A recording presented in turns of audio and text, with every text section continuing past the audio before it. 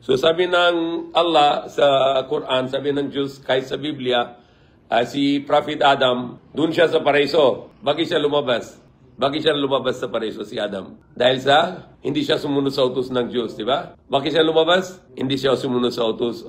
Pati yung asawa ni Adam hindi na sumunod na. Sabi ng Allah na kain kayo lahat sa paraiso, wag na kain sa isang tanim. So ano gagawin nila? Kumakain sila sa tanim. Ano nangyari? Labas sa paraiso. Okay. Tayo lahat anak ng Adam, di ba? So pwede tayo babalik sa paraiso. Ano gagawin? Sumunod tayo sa utos ng Diyos. Okay?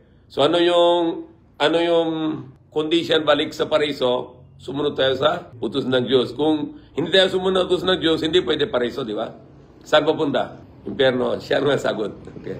So kung hindi tayo sumunod sa utos ng Diyos, hindi tayo papunta sa paraiso, pupunta tayo sa impyerno. Yung si tatay natin, si Adam, lahat ng tao, isang tatay Adam. Lumabas siya sa paraiso dahil hindi siya sumunod sa utos ng Diyos. Ngayon, condition natin, balik tayo sa paraiso, sumunod tayo sa utos ng Diyos. So ngayon, kahit sa Bible, kahit sa Quran, ano yung unang utos? Sa Quran, na yung unang utos, la ilaha illallah. Walang Diyos maliban kay Allah. So ano yung unang utos sa Biblia? Unang utos sabi ng Diyos sa Biblia, yung first commandment. Huwag na kayo sambahin maliban sa akin. Di ba? Sa akin. Hindi sinabi niya sa amin, di ba?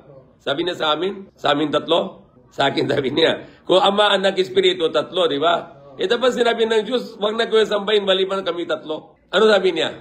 Sa akin. So isa lang siya, isa lang. Hindi siya Ama. Siya ang tagapaglikha, Allah. Pangalawa utos, huwag na samba sa mga ribolto. Ikaw, Katolik ka, di ba?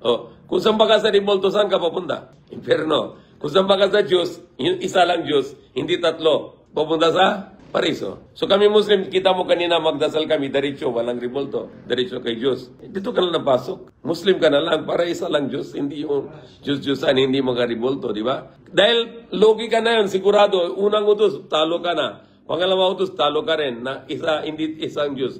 Ama, Anak, Espiritu, tatlong Diyos. Sabi ng Diyos, sa akin lang magsamba. At sabi ng Diyos, walang samba sa ribolto. Walang samba sa ribolto, wag na samba sa imahin, di ba?